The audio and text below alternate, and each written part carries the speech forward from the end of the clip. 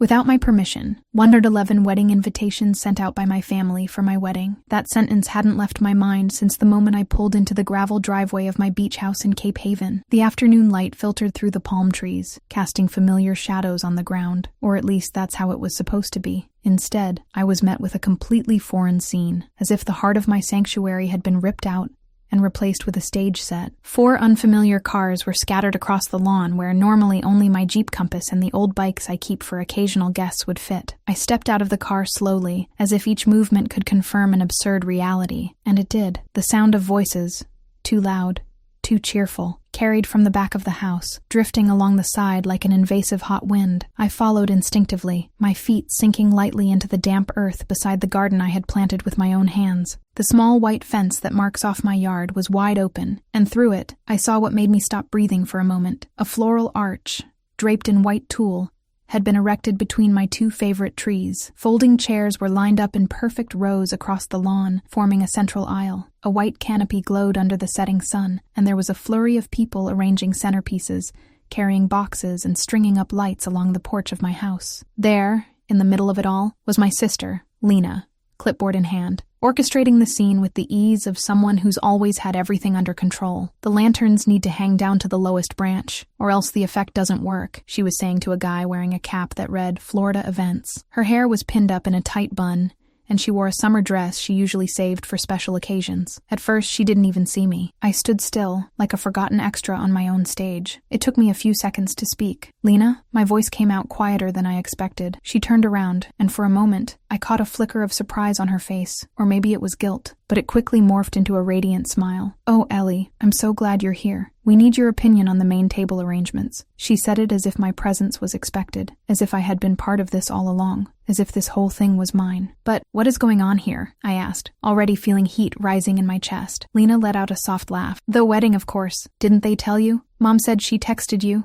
A woman approached, beige blazer, name tag around her neck. "You must be Ellie, the generous sister." "Such a pleasure. I'm Amanda, the event coordinator. This place is perfect. The ocean view is breathtaking. The bride had a wonderful idea choosing this venue. The bride, Ellie, wedding." My brain tried to string those words together while my eyes scanned the yard, my yard, the same one I watered every summer, tended to more lovingly than many relationships I'd had. My eyes landed on a table covered in ivory envelopes, with gold seals and ribbon ties. I picked one up. It was addressed to the Jenkins family. The sender, Lena Grace and Ellie Carter. The invitation, "You are cordially invited to celebrate the union of Ellie and Edward, Saturday, November 4th at 4 p.m. at the Carter Beach House, 1120 Driftwood Lane, Cape Haven. My house, my name, my fiancé, a wedding that I didn't plan, that no one discussed with me, an entire event organized behind my back, with my address printed on 111 invitations. Every detail decided, every flower placed, every vow rehearsed. Without my permission." Lena stepped closer, clipboard still in hand. "I know it's a lot to take in all at once, but it's going to make sense. You always wanted something low-key, more intimate, and we thought this would be an amazing gift, you know, to make your life easier. You hate planning things." The words sounded like rehearsed excuses. Behind her, I heard our mom's voice chatting with the decorator about the candle arrangements. "Ellie's so busy, poor thing. If we hadn't done it, it never would have happened." Inside, I was boiling, not because of the surprise, but because of the confirmation. The realization that, once again, they had decided for me. The memory of so many small invasions before, unannounced visits, impromptu dinners with distant relatives, my laundry room cabinet reorganized without permission, always with the same justification. It's just family. No need to make a fuss. My eyes drifted to the table of party favors, small boxes with hand-painted shells and a tag. "Thank you for being part of our special day." Only, I wasn't part of it. I wasn't in any group chat. I hadn't seen a single draft of the invitation. I hadn't been asked about the menu, the guests, or even the simple fact that I was the bride in a wedding that felt more like theirs than mine. The only possible reaction at that moment was silence, a tense, loaded silence. I turned around and entered through the side door of the house. Walked past the living room, now a sound equipment storage room, through the kitchen where the fridge was packed with desserts for the after party, and into my bedroom. I grabbed my bag, my jacket, and walked out the front door without saying a word. Lena was still talking about the entrance music, but her voice faded behind me. In the car, hands on the steering wheel, I felt something I hadn't in a long time. Control. It wasn't anger exactly. It was a restless clarity, like seeing your reflection for the first time after years of believing a distorted image. I started the car and drove away without looking back. If they wanted a wedding, they'd now have to deal with the fact that the bride never said yes. Driving without a destination had, for years, been my silent escape mechanism. That afternoon, however, something felt different. The road didn't feel liberating. It felt suffocating, as if the weight of indignation filled every inch of the car. The coastal road that usually brought me peace now seemed to mock my restlessness. I passed familiar coffee shops, signs pointing to beaches I used to visit when I needed to think, and houses I had always admired for the quiet distance they seemed to keep from the world. Maybe that's what I wanted. Distance, but not just physical. I wanted emotional distance from that place, from that trap disguised as a surprise, from that stolen ceremony. I pulled into an empty parking lot near the Cedar Heights Pier. The salty wind cut through the air, and the seagulls screamed above the roofs of shuttered tourist shops. I turned off the engine but stayed there, hands still on the wheel, as if letting go would mean admitting this was all really happening. I grabbed my phone, not knowing exactly what to look for, until my fingers automatically typed, Lena Grace Wedding Board. It was my sister's name on Pinterest. The page loaded slowly, as if it too hesitated to show me the truth. And there it was, Lena and Eduardo, Seaside Dream Ceremony. Hundreds of images, references, color palettes, catering suggestions, all planned for 8 months. I closed my eyes. My fiancé, my sister, my mother. 3 people with direct access to my heart. 3 people who decided my life would be better if I were only a spectator. I started scrolling through the page. There was even a map with parking instructions for the guests, a PDF schedule with arrival times, a reminder to arrive early and enjoy brunch on the veranda with the bride. The bride, apparently, was me, but nothing about it had my touch, my voice, my permission. My inbox was full. Messages from relatives who never called. Photos of the altar being set up. A video of the choir rehearsal at the church I grew up in. It was like a movie about my life was premiering, and everyone had tickets. Except me. I scrolled down to an email confirmation from the catering service. Hello, Lena. We confirmed the vegetarian options for the wedding of Marisa and Eduardo. Lena. She was signing contracts in my name. A cold chill ran down my spine. I called Eduardo. Straight to voicemail. I hung up. Tried again. Nothing. I sent a message. Call me. Now. No response. I opened WhatsApp. He'd read it, but didn't reply. In that moment, I realized Eduardo wasn't just aware. He was complicit. And maybe deep down, he always had been. I remembered the times he said, "Your family just wants what's best for you." Or when he deflected conversations about boundaries, saying I worried too much about control, maybe because for him, that control was never his to lose. The sound of the ocean in the distance pulled me back. I got out of the car and walked to the end of the pier. There, with my elbows resting on the damp wood of the railing, I finally let the tears come. It wasn't loud, dramatic crying, like in the movies. It was a quiet sob, a body giving in after years of trying to hold it all together. I cried for what they were trying to take from me, for my autonomy, for my voice, for my space, for the effort it took to build all of that. And mostly, I cried for having accepted this distorted version of family love for so long. My phone buzzed. A text from my cousin Allison. "You're such a wonderful person for donating your home for this special moment. We're all so excited. Thank you for being so generous." The forced generosity, the curated narrative, it made me laugh, not from humor, but from disbelief. Donating my home? I never donated anything. They took it, erased me from the equation, like I was just the land on which a monument was to be built. That was when something inside me broke, or rather, quietly cracked and restructured itself at the same time, like a tree that, after the storm, leans in another direction. I returned to the car, this time with a destination in mind, my apartment, my true space, where every detail still belonged to me. I grabbed my laptop as soon as I walked in, my eyes still swollen, and started researching. Legal terms for unauthorized property use, rental agreements, civil rights in cases of privacy violations, and when I typed my home's address into a vacation rental website, an idea formed with cutting clarity, a plan, not for revenge, but for reclamation. I didn't want to punish them. I wanted to remind myself unequivocally that the house was mine. I opened my email and wrote a short, formal message. As of today, any use of the property located at 115 Seabrook Lane must be approved directly by me. Access is suspended until further notice. Any belongings must be removed by Friday by appointment. I copied my entire family, included Eduardo, and hit send without hesitation. Night had fallen without me noticing. I sat on the living room floor, surrounded by papers, bills, old contracts,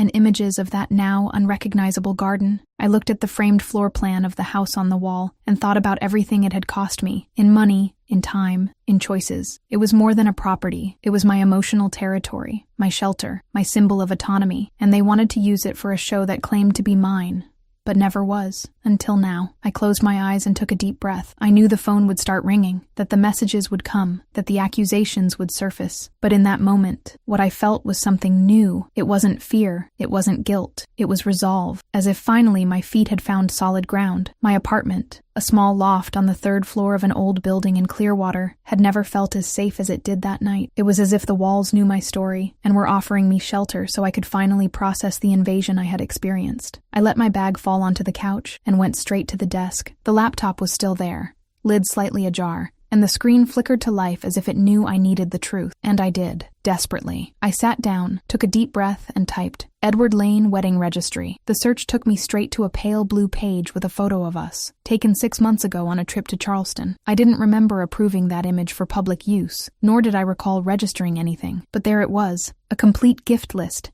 titled, "For the New Home of Ellie and Edward, Luxury Items." Several contributions already made, hundreds of dollars donated by people who, apparently, knew more about my wedding than I did. I clicked, "View Event Details." A new tab opened, and with it, a wave of betrayal swept down my spine like ice. Invitations had been sent out 3 weeks earlier. The RSVP count was at 78 confirmations. The schedule included a rehearsal dinner, a welcome brunch, a sunset ceremony, and a DJ party at my house until 1 a.m., an entire weekend of celebration, without my input on any of it. My phone buzzed, an Instagram notification. Alina Grace Events tagged you in a post. I clicked it, and there it was, an edited video with smooth cuts and instrumental music in the background, showing Lena walking through my garden with a glass of champagne in hand. The caption, "The setting is ready for my sister's dream wedding. Thank you for trusting me. A family first. Asa, Ellie and Edward say I do." I felt betrayed on every possible level. As a sister, as a woman,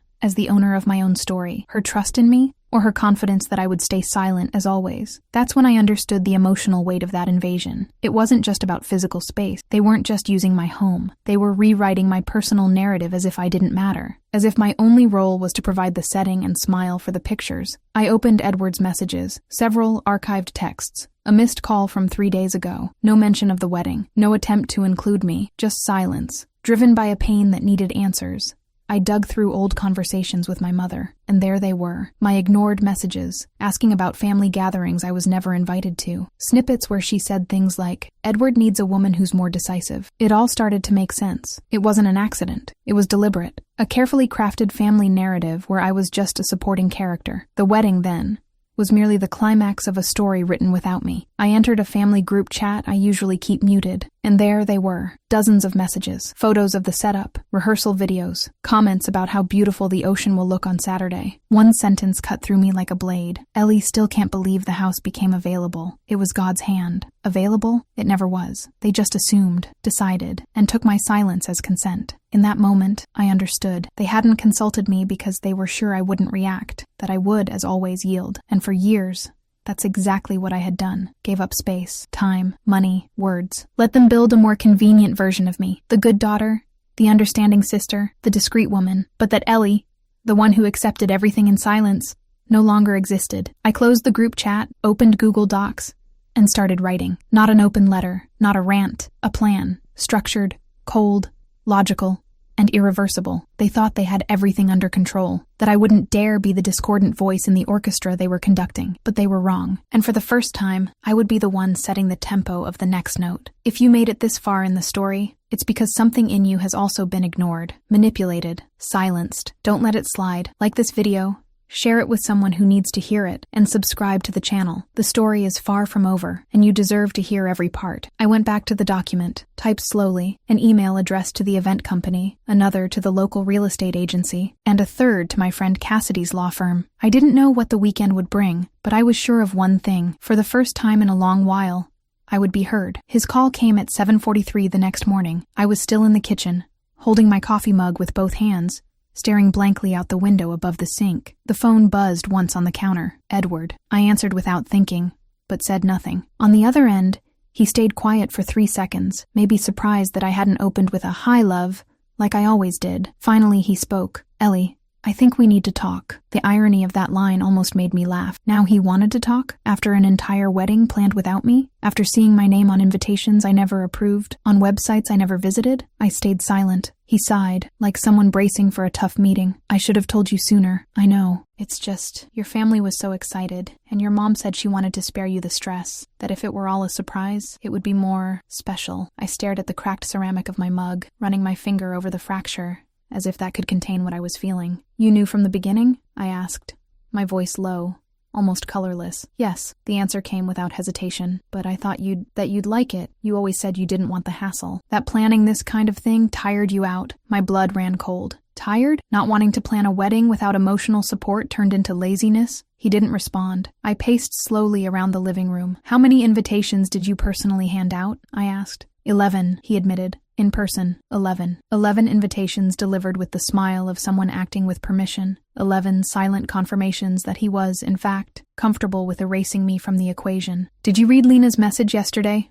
I asked. The one on Instagram? Yes. He hesitated. I did. Thought it was a bit much. But she's always liked the spotlight. I stopped. This isn't about Lena liking attention, Edward. It's about you letting her take the place that should have been mine. Letting her take over a narrative that was supposed to be ours. His silence said more than any excuse. His voice was calm, almost defensive. I just wanted to make things easier. I thought it would take a load off your shoulders. Take a load off from me, or from the chance that I might say no. On the other end, he whispered, I'm sorry, but it wasn't a real apology. It was more like a final seal on something he already knew was wrong, and now only regretted because he'd been caught. I hung up without answering. The next message came less than an hour later, this time from Lena. Long.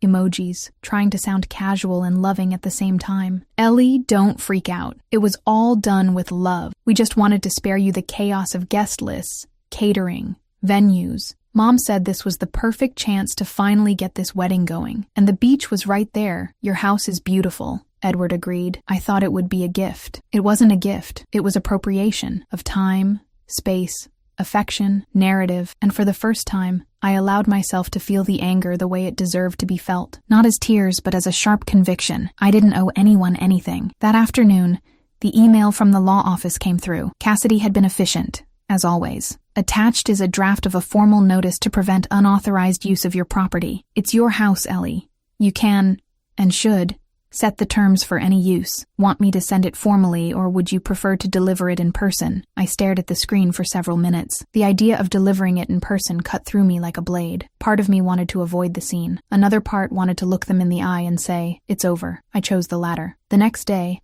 I drove to my parents' house in Willow Springs. The driveway was full of cars. Final preparations had already begun. Uncles arriving from out of town.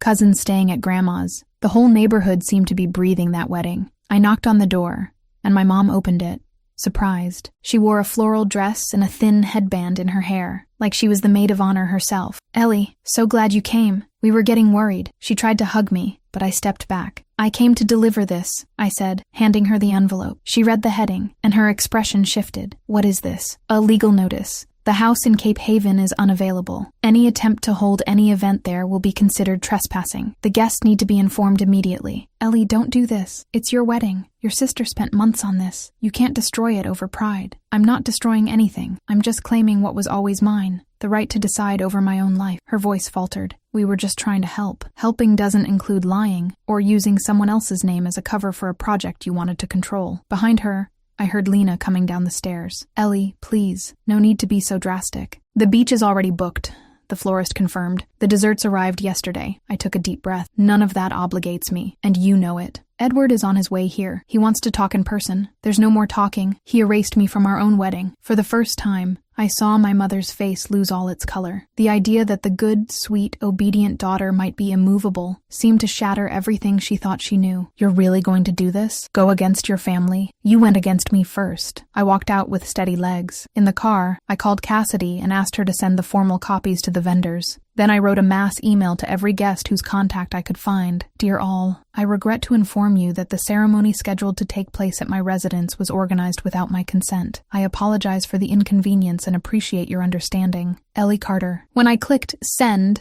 a strange weight lifted. It wasn't immediate relief nor euphoria. It was simply the feeling that, for the first time, I was choosing myself, and no matter how chaotic things got afterward, I wouldn't go back to being a background character. The first thing I did when I got back home was change the locks. It wasn't just about security, it was symbolic. For years, my beach house had been treated as a shared space, even though it never was. Copies of the keys circulated freely among relatives, as if being family completely erased the meaning of ownership. I hired a local locksmith who arrived within 20 minutes, a man with a deep voice and few words. He changed the locks on the front door, both side entrances, and the back porch. While he worked, I sat on the porch with my laptop open and a new browser tab blinking in front of me. It was the homepage of Sandpiper Getaways, a luxury tourism company that rented beachfront houses to executives and small corporate groups. Their pitch was simple: exclusive experiences, no intrusions, no chaos, no disrespect. I wrote a short, clear message, attaching images of my property along with a detailed description of its features.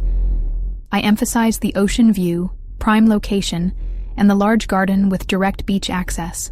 I sent it.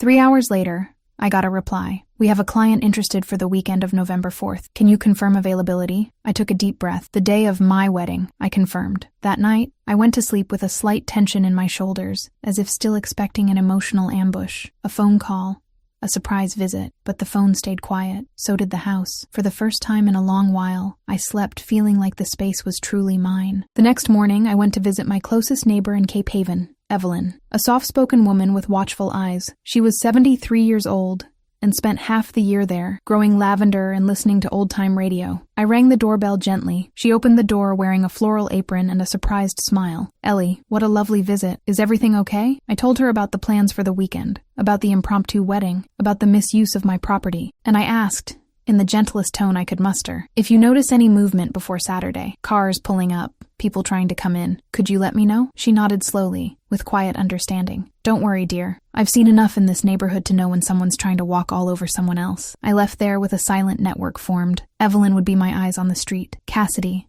my legal protection. Sandpiper Getaways, my commercial shield. And me, I was finally in control of my own storyline. The reservation confirmation from Sandpiper came with a formal contract and an immediate deposit. Everything was in order. The group was coming for a meditation retreat and executive meetings. They would need the space starting Friday afternoon. That gave me enough time to organize each room, protect personal items, and make detailed photographic records of the property's condition. I spent the afternoon labeling fragile items, covering furniture with tarps, and removing documents from the office. Each step was meticulous, calculated, and strangely liberating. While labeling the paintings, I noticed an old picture frame, a photo of Lena and me as kids, sitting on the porch of our old house with paint-smeared hands and crooked braids. For a moment, I hesitated. I thought about everything she had once meant to me. Sister, partner in crime, confidant. I thought of the girl who used to defend me at recess. But then I remembered the woman who signed my name on contracts, chose the wedding cake, sent out invitations as if I were just a decorative detail. I put the photo away in a drawer, not because I wanted to forget her, but because I needed to clearly remember who she had become. Outside, the sea moved calmly, in a rhythm that seemed to match my own process of rediscovery. I went back to the porch and, with the sunset turning the wooden floor golden, I opened my notebook and wrote something that became a mantra for the days ahead. Autonomy doesn't need to be explained, only exercised. That night, the phone finally rang. It was Edward. For the first time since the day I hung up on him, I saw his name on the screen. Let it ring out. He called again. I ignored it once more, and only then did I realize the weight I used to feel when rejecting a call had disappeared. I no longer owed explanations, just respect. And that now started with me. On Thursday morning, I went to Evelyn's house to leave her a copy of the new emergency key. She welcomed me with chamomile tea and a calm smile. "Did you hear?" she asked, before I could even ask what. "The movement's already started. Last night I saw your mom and aunt going around the back of the house. They were measuring the space. And this morning 2 cars showed up with boxes. I think they still believe you're bluffing." I thanked her and went back home. Once there, I checked the newly installed camera system. 4 angles, all clear. I recorded the footage, saved backups, and sent it to Cassidy. There was nothing left to explain, only to prove and to prevent. On Friday morning, I handed the key to the Sandpiper manager and signed the physical contract. The group would arrive at 4 p.m. I left with a sense of mission accomplished. Back at the apartment, I took a hot shower, put on my most comfortable jeans, and sat on the couch with a glass of wine. My phone rang 3 times that day. Mom, Lena, Edward, all ignored. At sunset, a short message from Sandpiper. "Setup complete. Everything in order. Group is satisfied. Thank you for your trust." For the first time in weeks, I felt a smile emerge. For the first time, the space was used with permission, with respect, and most importantly, by my choice. Saturday dawned with a clear sky, a gentle breeze coming from the sea, and a silence that morning, felt almost like a premonition. I woke up early, without an alarm. It was the day of the wedding, or at least what would have been. I looked at my phone. No new messages. I opened the camera app and reviewed the footage from the night before. The Sandpiper team's cars arriving, unloading equipment, arranging beach chairs facing the ocean, panels with photos of coral and dolphins. A small stage had been set up for talks and outdoor activities. There were no signs of white flower arrangements, no long dresses or bridesmaids posing for pictures. It was, at last, a space that breathed respect. I closed the app, got dressed in something simple, jeans, a white t-shirt, and old sneakers, and went for a walk. Not because I wanted to see their reaction, but because I needed to see the scene with my own eyes. To know that, for the first time, when they tried to invade my property with expectations of a celebration, they would be met with the truth instead of the fantasy they had created. I parked discreetly a few houses down from mine. A silver SUV was already stopped at the corner, my mother. I saw her getting out of the car with hurried steps. She wore a navy blue dress and held something covered with a cloth, probably a piece of decoration. Lena came right behind,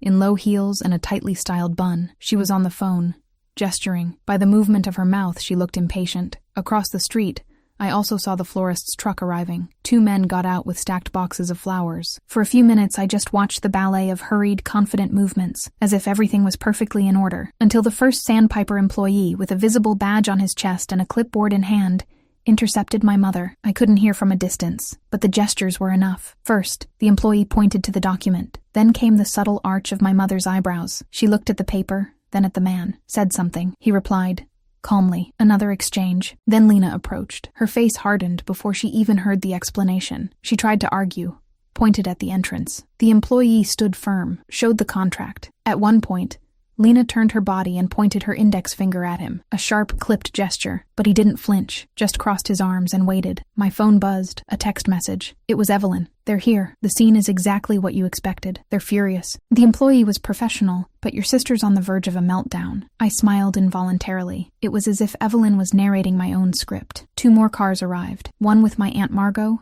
and 2 cousins. They got out dressed as guests. The expressions began to change as discomfort spread. I saw my mother bring her hand to her forehead. Lena was furiously typing on her phone. The florist stood there, unsure whether to unload or wait. And then, slowly, the movement unraveled, slowly, as if an invisible cloud of embarrassment hung over everyone, forcing them to leave one by one. An older couple left discreetly. The cousin who lives in Phoenix waved uncertainly at my mother. No music played. No photographer showed up. No groom appeared. I waited a few more minutes, picked up my phone, and opened Instagram stories. Someone had already posted, "Change of plans.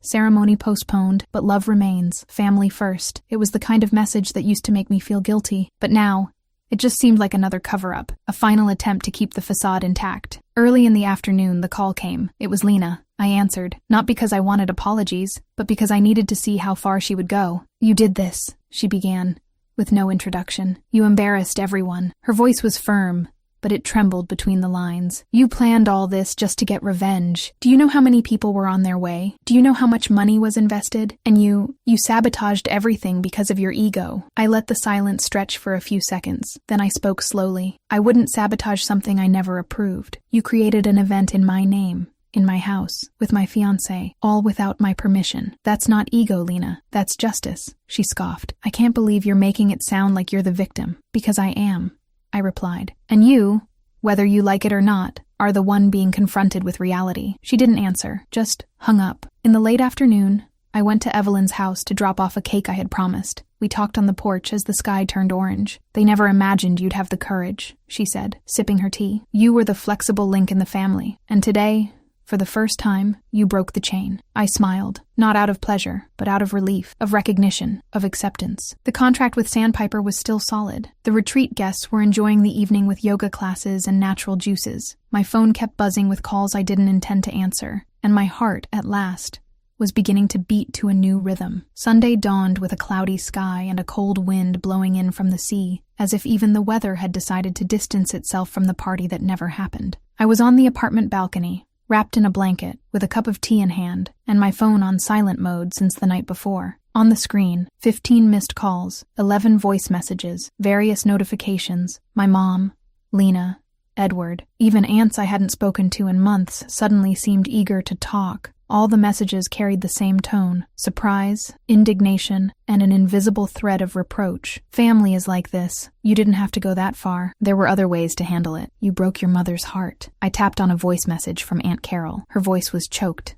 as if she'd been crying, or wanted me to believe she had. Ellie, sweetheart, your mother didn't sleep last night. She's devastated. So is Lena. This whole thing has turned into a nightmare. People are talking, you know. Some are saying you were cruel. You've always been so kind. What happened to you? What happened to me? Nothing. The real question was, what happened to them when they realized I had stopped being moldable? I closed the app and set the phone aside. I knew the day wouldn't end there, and it didn't. At exactly 11 a.m., the doorbell rang. I looked through the peephole. My parents. He was standing, wrinkled dress shirt, a firm expression. She had red eyes, hands clasped in front of her body, the posture of someone bracing for the hardest part of the play. I took a deep breath before opening the door. "Can we come in?" my dad asked. "Sure," I replied, stepping aside briefly. They sat on the couch. I remained standing, next to the bookshelf. The distance was intentional. "Ellie, we're worried about you," my mother began, her voice sweet and cautious. "All of this break, it doesn't seem like you. This isn't how we solve things in this family." "In this family," I repeated, as if the phrase had a specific weight. "In this family, do we solve things without listening to the person directly involved?" My father cleared his throat. "You've always been sensitive, but now you're taking things to the extreme.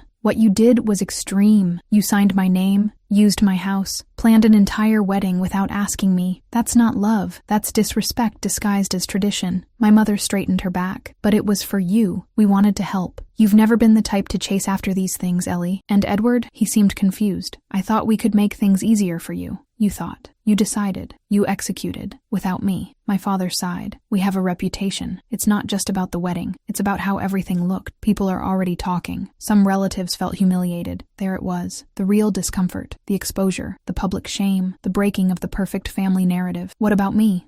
I asked. "Who felt humiliated for me? Who thought about my image, my voice, my autonomy?" "Sweetheart," my mother whispered, eyes brimming. "You may not believe this, but everything we did was out of love. Love doesn't ignore boundaries. Love that demands silence to exist isn't love. It's emotional dependency disguised as care." Silence thickened between us. My dad was the first to move. He stood up, walked over to the bookshelf, and looked at one of the picture frames. "You've changed," he said without looking at me. "You're not the same Ellie who used to accept everything with a smile." "I'm not. And thank God," he nodded, like someone realizing an inevitable defeat. "Are you cutting us off?"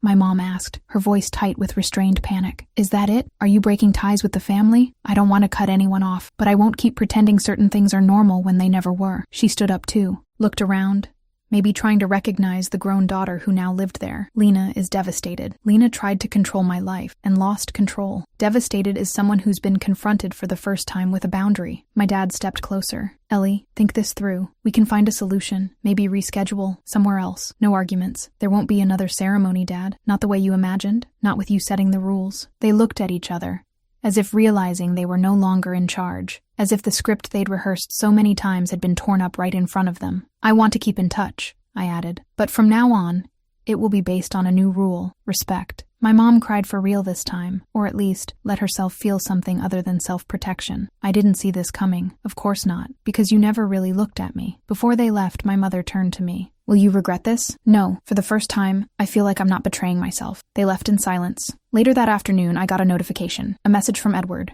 Short. "If you want to talk, I'm here." I read it, reread it, but didn't reply. His time had passed. That night, as the house grew quiet again and the sea continued its course, indifferent to our small emotional wars, I wrote a line in my journal. They only call it rebellion when a woman decides for herself. And this time, I decided, and I'm not going back. Edward showed up at my door 3 days later.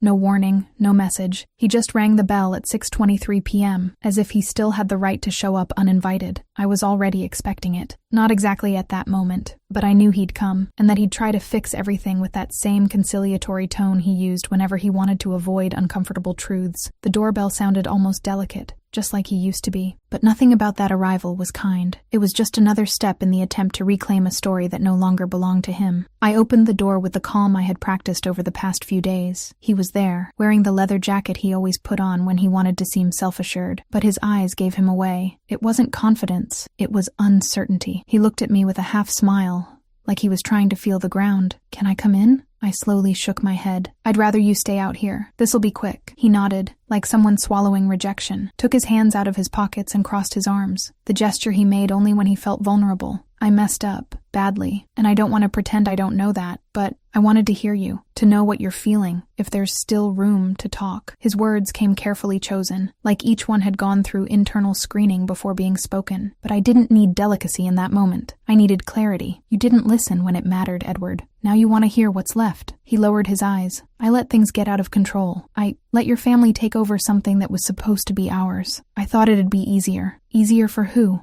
I asked. For me, whose home was taken over. For me, who became a voiceless fiancé. Or for you, who didn't have to face anyone. He hesitated. For me. And I got used to the comfort of watching you accept everything. The silence that followed was thick, but not uncomfortable. It was the kind of silence that finally says what words try to avoid. You betrayed me, Edward. Not with another woman, but with abandonment. You betrayed me with every yes you said in my place, with every decision you let others make for me. He ran a hand through his hair. I lost myself. I thought I was doing what was best, that you'd understand later. But by the time I realized, you were already there, alone, having to undo what no one ever gave you the right to choose. I closed my eyes for a second. You know what the worst moment was? It wasn't when I saw the invitations, or the garden turned into a stage. It was when I read that post from Lena, her thanking me for trusting her, and you liked it. His eyes widened. He hadn't expected me to see it. That made everything clear. You didn't just allow it. You went along with it, and you didn't have the courage to face me. He shook his head, as if still searching for a less painful version of the story. Is there no way to go back? Back to where? I asked. To the place where I accepted everything in the name of harmony? Where my voice was negotiable? No, Edward, there's no going back. He took a deep breath. I still love you. The sentence hung in the air like a dissonant note, and for the first time I knew exactly what to say. You might love what I represented. The calm. The softness, the woman who spared you from conflict. But truly loving someone takes courage, and you never had the courage to truly choose me, only to keep me close. He stayed silent. His breathing was uneven now. I didn't come here to beg, just to see if there's still a way. There is, I replied, but it's a path that starts far away from me. His eyes filled with tears, but not from deep regret. It was sadness mixed with frustration. The feeling of losing something he thought was guaranteed. You're leaving me, Edward?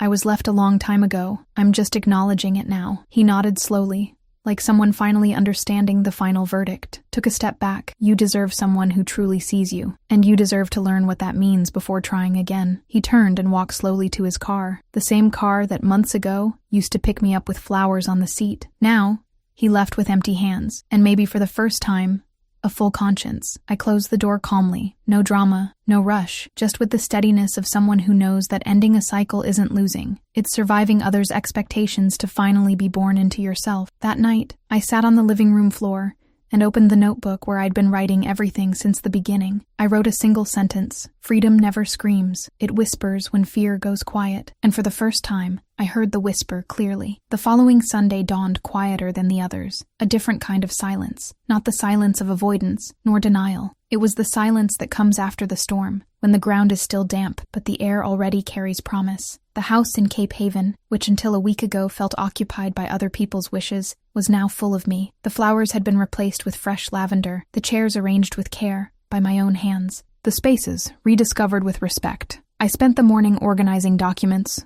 maintenance receipts, paid bills, old contracts, all now filed under a folder labeled Preservation. That house, more than just property, was a symbol of everything I built without help, without permission, and often without applause. Now, it was also the place where I found myself again, where the woman I had always been, but few had truly seen, finally chose to exist out loud. Around 3 p.m, the doorbell rang. Through the camera, I saw it was my mother. She was alone, holding an envelope. Her hair was pulled back simply, wearing a light knit blouse. I opened the door slowly, and she gave me a shy smile. I came without warning, but not to intrude. I came because I needed to look into your eyes, if that's okay. I stepped aside and let her in. She walked through the hallway like someone entering a museum. Every wall seemed new to her, despite having been there so many times. She sat at the edge of the couch, hands resting in her lap. I brought this, she said, handing over the envelope. Inside were the 2 copies of the house keys she'd kept. I don't want to hold on to anything of yours without your permission anymore. I looked at the keys for a few seconds. Thank you, I replied, and placed them on the table between us. She took a deep breath. You don't have to forgive me now, or ever. I just needed you to know that I understand, even if it's late. I waited. I didn't want to interrupt. She continued. You were raised to be useful, discreet, quietly strong.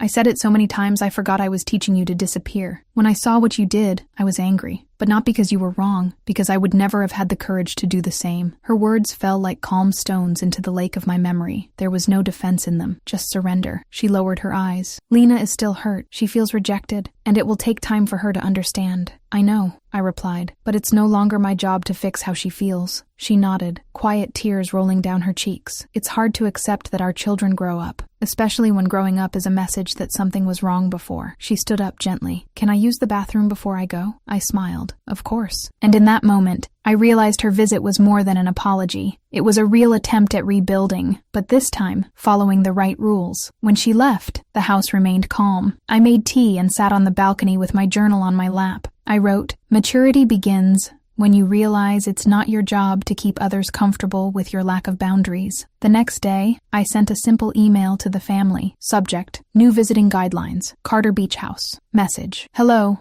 From now on, any visit to the house in Cape Haven must be arranged directly with me, at least 7 days in advance. No access will be granted without prior notice. All keys have been collected. No exceptions. With respect, Ellie." The responses came in waves. Some stayed silent. Others replied with veiled sarcasm. One aunt wrote, "It's a shame to see you distancing yourself like this." I replied, "I'm simply getting closer to myself." Cassidy called me 2 days later to say the Sandpiper group had left a flawless review. They loved the space, said it was the best retreat of the year. We already have another group interested for the end of the month. We agreed on the new booking, and for the first time, I felt that the house, once treated like common territory, was finally starting to work in my favor. On Friday, my friend Natalie came for dinner. We talked about everything, except weddings. She looked around and said, "There's something different here." "There is," I replied. "Now, everything in this house is where I want it to be." Before bed, I walked barefoot to the back garden, the place where the ceremony was supposed to take place. I sat on the grass. The ground was cold, but welcoming.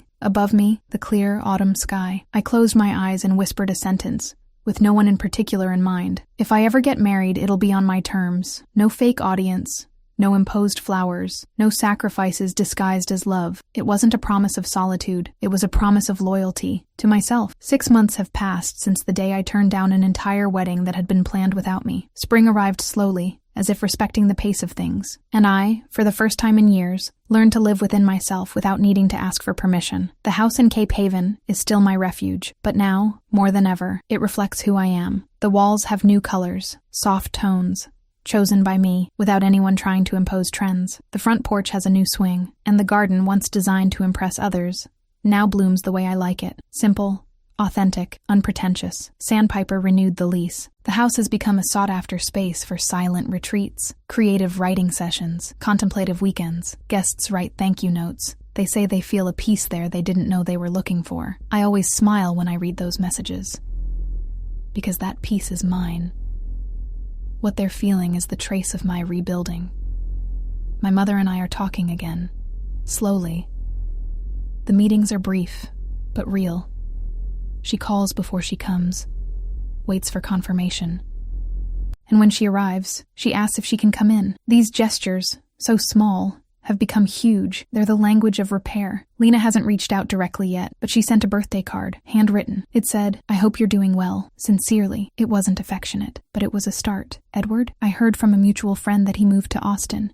He quit his job and is starting over. I'm happy for him. From afar, no hard feelings, no desire for revenge. He taught me that loving someone isn't enough when respect isn't part of it. Today, I know I deserve both, or neither. And me? Well, I've started over too, but not as an escape. I started over like someone looking in the mirror after a long time and finally recognizing their own face. I'm back in school, working part-time as a writing consultant for women who want to tell their stories, but who for years were taught not to make a fuss. And it's ironic, or maybe fair, that after almost losing my own story, I've found a way to help others protect theirs. Last Thursday, I hosted a small dinner at the house. Nothing fancy. A group of friends, red wine, soft music, and laughter that fills the room without overwhelming it. At one point, one of them asked me, "If you could go back to that day and choose between accepting everything or doing what you did, would you do it again?" I smiled, without hesitation, twice. The next morning, I sat on the porch with my notebook. The sunlight touched my feet, and the breeze carried the scent of lavender that Evelyn helped me plant. I opened to the last page and wrote, "They taught me that giving in